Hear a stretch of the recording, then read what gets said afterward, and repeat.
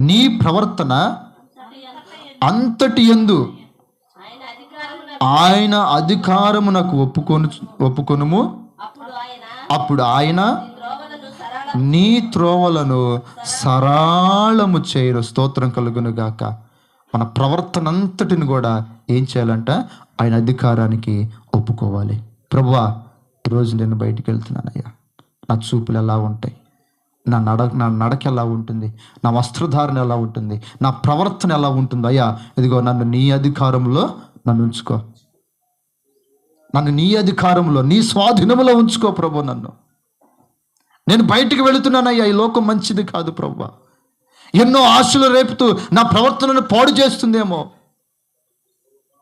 ఎన్నో ఆశలు కలిగిస్తూ ఇదిగో నా నడవడికను చెరిపివేస్తుందేమో. ఇదిగో నాయనా, నా ప్రవర్తన అంతటిని కూడా నీ అధికారానికి నేను అప్పగిస్తూ ఉన్నా. నన్ను నీ